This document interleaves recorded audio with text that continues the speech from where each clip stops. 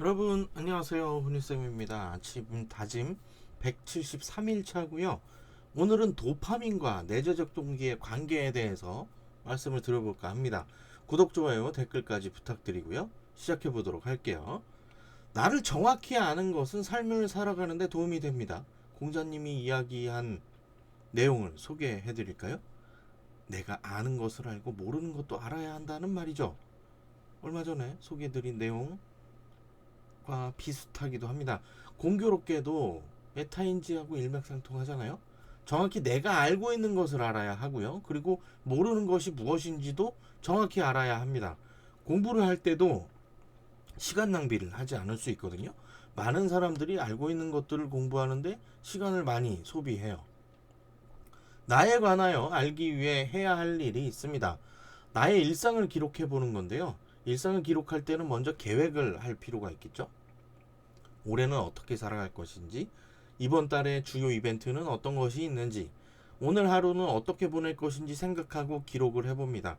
일 단위나 월 단위, 주 단위로 잘라서 관리하면 더 효과적이기도 하죠. 내가 어떤 부분이 부족하고 어떤 부분이 지식이 쌓이는지 관리할 수 있어요. 나의 지식을 수치하기는 굉장히 어려운데요. 이럴 때는 루틴을 만들고 실행하다 보면 질적으로 풍요롭게 만들어질 수 있습니다. 매일 같은 일을 반복하면 되거든요. 같은 일을 계속하다 보면 내공이 쌓이게 되는데요. 지식이 풍부해지고 깊이도 깊어집니다. 일만 시간이면 전문가로 만들어질 수도 있어요. 물론 그렇게까지 되려면 끈기를 가지고 성실하게 임해야 하죠. 조금 하다가 다른 것으로 바꾸거나 포기하면 안 한 것보다 못하잖아요. 나에 관한 일상을 오전에 계획해 보았다면 잠들기 전에는 실행하고 있는지, 정확히 실행을 했는지 확인하는 작업도 필요해요. 계획대로 수행을 했으면 나에게 칭찬도 해주고요.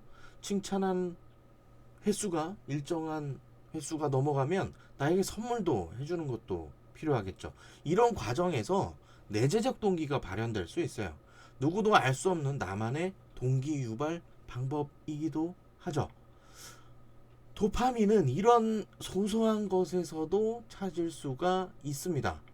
내가 가지고 있는 능력을 키우기 위해서 필요한 것은 무엇이 있을까요? 어떤 일을 수행할 때 실행하는 능력과 끈기가 있어야 합니다. 많은 사람들이 이론적으로 이렇게 하면 된대 라는 건 알고 있어요. 문제는 실행을 하지 않는다는 거죠. 움직이지 않으면 남는 것도 없습니다. 실패가 두려워서 움직이지 않는 경우도 있는데요. 긍정적인 경험만이 경험이 아니거든요. 실패도 경험이에요. 실패의 원인을 분석하면 더 좋은 결과를 얻을 수 있기 때문이죠. 네, 오늘은 도파민과 내재적 동기와의 관계에 대해서 말씀을 드렸습니다.